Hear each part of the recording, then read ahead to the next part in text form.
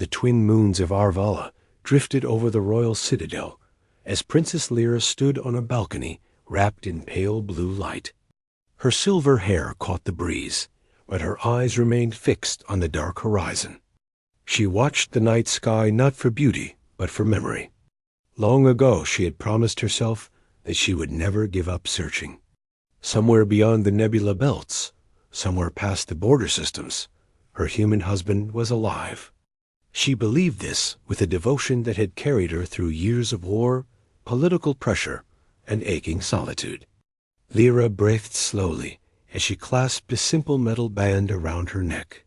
It was the only object she had left from him. It was the reason she refused to surrender. She remembered the day they met. Lyra had been a young diplomat sent to negotiate an end to a border conflict. She was untested, but determined to prove her worth. The mission went wrong when raiders intercepted her shuttle. Just as the raiders planned to ransom her, a lone human mercenary named Ari intervened. He fought with a confidence that seemed impossible for one man. He freed her from the hold of the attackers and escorted her safely back to her fleet. She had asked him why he risked himself for a stranger. He had answered with a gentle smile. He said that sometimes the right choice was obvious. That answer changed the course of her life. In the following months, they met often during diplomatic summits. Their bond grew from respect into affection, and then into an unbreakable partnership. When they eventually married, the event was celebrated across 3 allied systems. Yet the peace did not last. A hidden faction in the Outer Rim launched a devastating strike that targeted human outposts. During the chaos, Ari vanished. No wreckage was found. No transmission reached her. The Alliance declared him deceased. Lyra refused to accept it. Years passed. She searched every sector the coalition forces ignored. She commissioned scouts, hired trackers, questioned traders, and spoke with anyone willing to listen. She fought through despair and political tension. Critics accused her of clinging to fantasy. Admirals warned that her actions risked diplomatic instability. Even her closest advisors suggested it was time to let go. Lyra rejected them all. She knew him. She knew the strength of his will. If he were truly gone, she would have felt it. The bond they shared would not dissolve into silence. One evening, just as she prepared to depart once again into the unknown, her communications officer approached her with trembling hands. He presented a data shard with an encoded signal recovered from an abandoned relay station near the frontier. The signal was weak and broken, but the moment she heard the voice, she fell to her knees. It was him.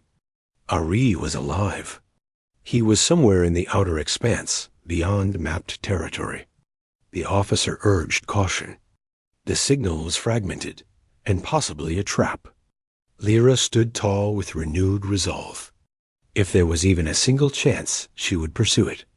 She summoned her personal ship, the Dawnlight, a compact but advanced vessel, optimized for long-range travel.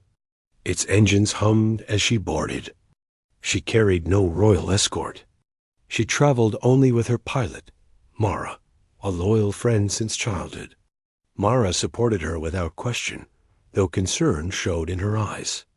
The journey ahead would take them through hazardous regions controlled by independent clans and pirates.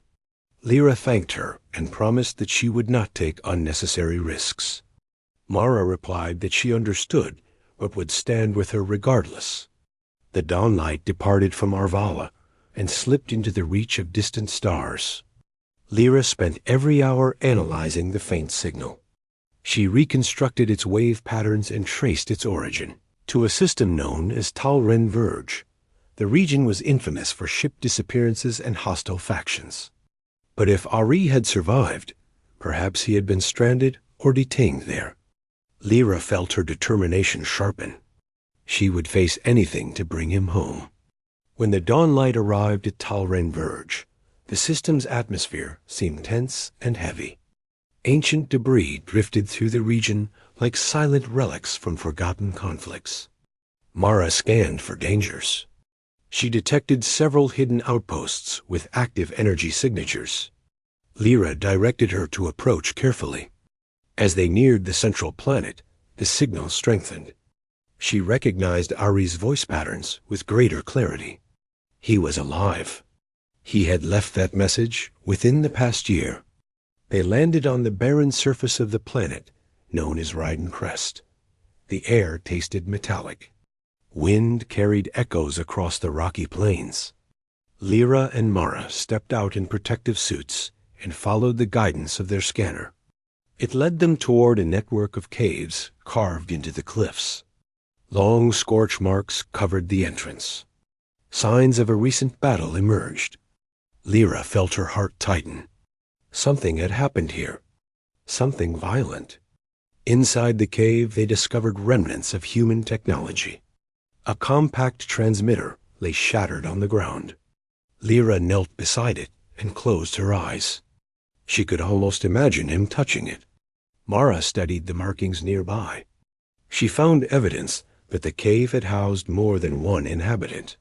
Footprints and discarded tools suggested that a small group had recently lived there. But where were they now?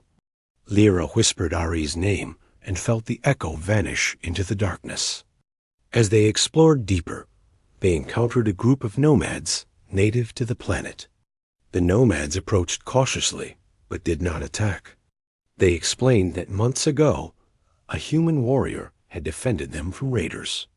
He had protected them until a powerful enemy faction arrived and captured him. The faction known as the Iron Dominion had taken him to an orbital fortress. The nomads offered more details. They described the human as resilient, clever, and unyielding. Lyra felt tears form as she listened. With the new information, Lyra thanked the nomads and returned to the dawnlight. Mara expressed worry. The Iron Dominion was one of the most ruthless groups in the system. Their fortress was heavily guarded.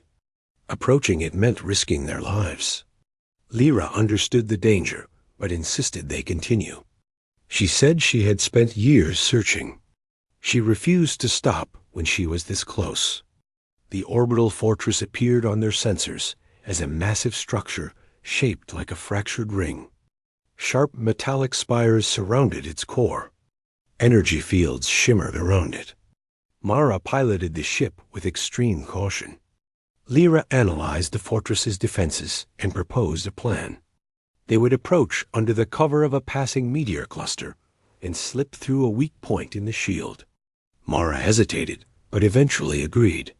The dawnlight maneuvered through the cluster.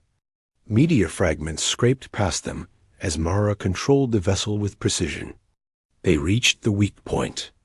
Lyra activated their stealth systems. The ship glided through the barrier and settled in a dark docking chamber. They disembarked quickly.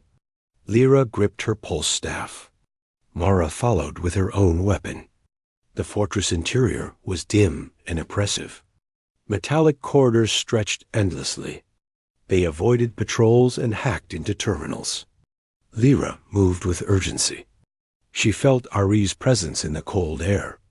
As they progressed deeper, they reached a detention block.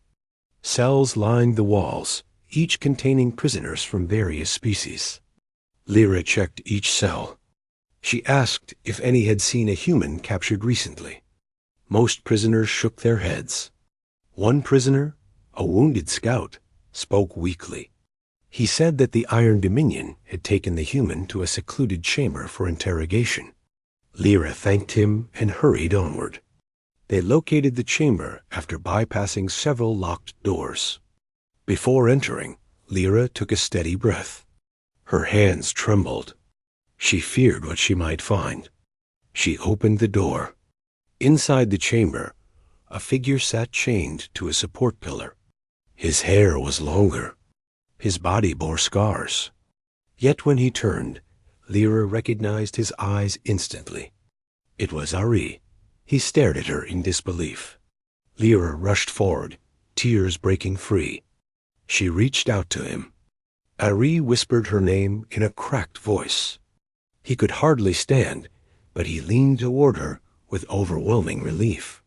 Mara worked quickly to release the restraints. Ari collapsed into Lyra's arms. He apologized for disappearing. He explained that during the border attack, he had been captured by a Dominion cruiser disguised as a friendly vessel.